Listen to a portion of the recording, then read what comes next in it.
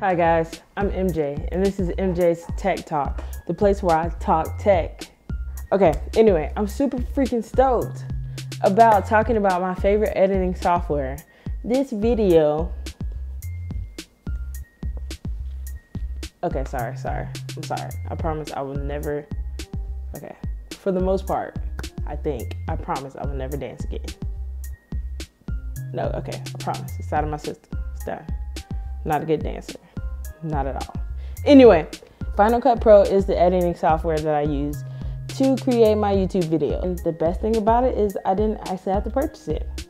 I got Final Cut Pro as a Valentine's Day gift, which is by far one of the best Valentine's Day gifts I've ever gotten. It's super usable and I will use it for a long time to come. So I really appreciate that. You know who you are. I also got basically a keyboard overlay, which is like silicone. And I hope that the autofocus is working super great to where you can see some of the things on there. Can you? Comment if you can see down below. I think so. But yeah, what you get on this keyboard overlay, pretty much all of the keyboard shorts are here. And it shows you like the features. If you press Command, you can go to your events, your timeline, your viewer, your inspector. It also like color codes certain things where you can insert, connect, append, override, select the clip, nudge to the left, nudge to the right, things like that. And this thing has been super helpful because when I got Final Cut Pro, I did not have a whole lot of experience with editing. Editing, photography, videography has always been something that I've been super interested in, but I've never been trained in it. It's kind of like figure it out as you go. And before I knew, you know, how important video quality was and exactly like watching some of the video content that's out there on YouTube right now, it's like up there to where your editing skills have to be pretty on par. So it really inspired me to just put a lot more effort into editing, not just sit in front of a webcam and make a tired video and like let that be that. Really like try to be creative and really try to focus on making great content. So getting a software like Final Cut Pro is awesome. I'm really looking forward to seeing how my skills evolve and progress in using it. With that being said, I'm going to do a combination of screen record and a little bit of vlog style stuff and let you guys see like what it's like to edit my video. Good. All right, so I click on Final Cut Pro. So I'm gonna do a new video about Motion as well. Motion is a cool app that you can use along with Final Cut Pro to create stuff. I'm still kind of getting to know Motion, so I will be able to talk a lot more about it once I know it a little bit. So here's Final Cut Pro. What's new in Final Cut Pro? Blah, blah, blah, blah, blah, blah, blah, blah. There's a few things. There's a new version of Final Cut Pro apparently that has some new capabilities. One is interesting capability is to reduce the noise and improve low light situations. So that's pretty great. They're gonna be doing a backup of some of my stuff, my old library, and we're in.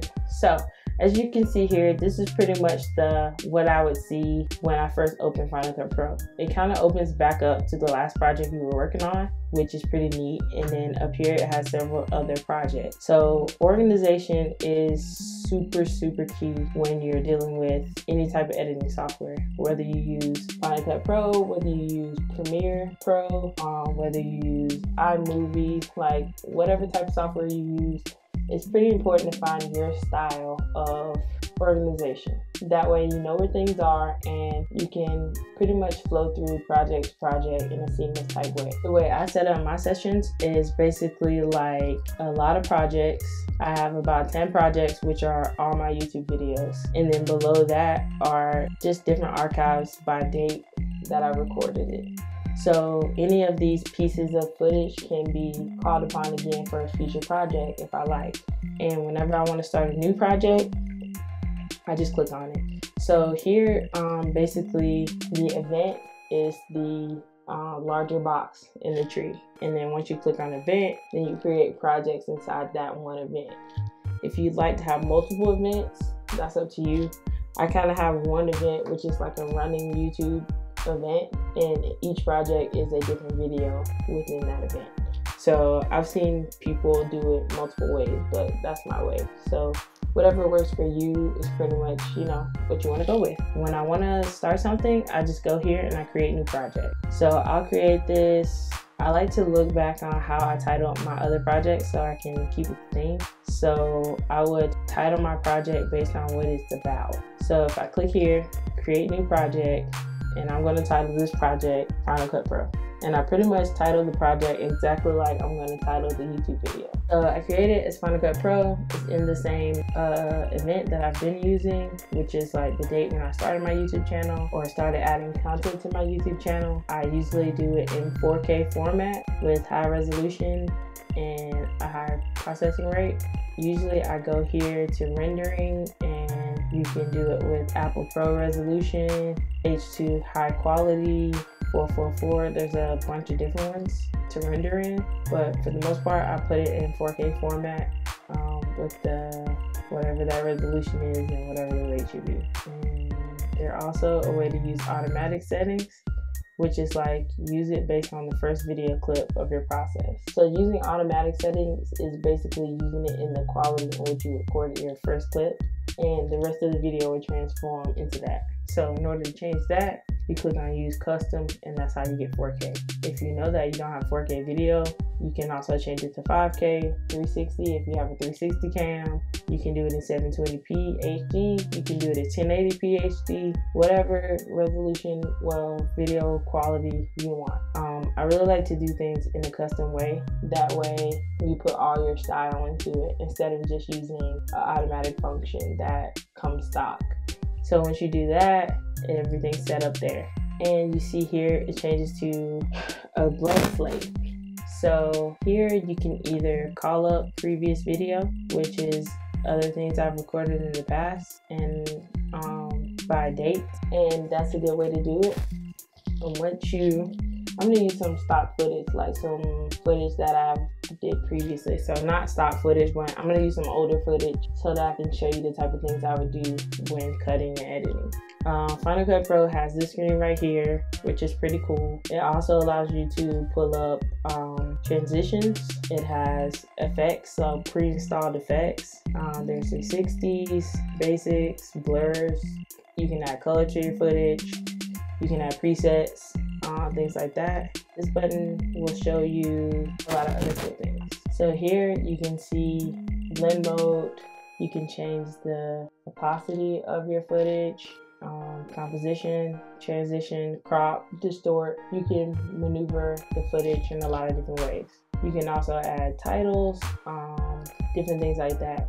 You can change your publish parameters, which show you, how would you like to publish this, font size, font color, things like that to be when you add your publishing touches. Once you get a piece of footage to edit, you can basically just take that footage and either double click on it or take it and drag it down to the bottom. So here's something that I like to use as my intro. It's something of a logo for me. I really like it. It's a Nikkor lens, and it shows you it's a 55 to 200 millimeter, basically a kit lens, but taking a cool photo of a cool object can be a logo. Here you can drag it out and make it longer to fill up the time. You can shrink it down and make it 5 seconds, or as long as however long you want it to be. So I'll start with something like this. It's not like video footage, but it's basically a photo that I'm going to use as video. And I have a lot of effects I can add to it. So if I wanted to add a color band and check out how that looks, if I wanted to add a 3D patch overlay, you can check out how that looks. And using my Final Cut Pro keyboard, I can just click the spacebar and it will make it play, and then you can see the effect. So this button here will either grow it to full screen or shrink it down it really speeds up your editing time to know the keyboard shorts ahead of time and be able to use them quickly and efficiently. For you to see a better way of doing it, I'll show you actually editing video. I'm gonna edit the time-lapse video that I took in Vegas. It was a great trip, a lot of fun. I basically just set the camera up and let it take photos back to back to back to back all day long, and it created this great time-lapse. If you like that sort of thing, click the link following this video and you'll be able to check out my time-lapse video from Vegas. Shot on a Nikon D5600. So here, this box that pops up around the footage will also control the duration of the video. So if you want the entire clip, so which would be the entire time-lapse video, then I would have the box go to the very end of this clip. If I only wanted like the first 5 seconds of the video, I would shrink this box down to 5 seconds before I download it. So that's an important key. And then once you have the amount of the clip that you want to drag into your project, then the little hand appears and you just click it and drag it down. And now I have my first set of footage inside here. I'm going to zoom in, and I will do that by, if you're using a Mac, Command plus, and I'm able to zoom in and make the window in which I'm editing a lot bigger. That way I can do some fine editing. And by fine editing, I mean cropping out things that I don't want. Like being able to stretch it out allows you to see a lot more of the video, so that you're not making big chunky cuts. You're making fine, small cuts and edits as you go along. And the more fine edits that you make originally, the easier it is at the end. A lot of times I make like a big chop and I cut out everything I don't want, and then at the end I go back over it with more of a fine-tooth comb, and then I get like a little more tight. Like if I want to cut out every time I said then I zoom in a whole lot and I look for me saying and I cut it out. Like making edits like that makes your video clean, quick, you're able to transition quickly, and your audience stays interested.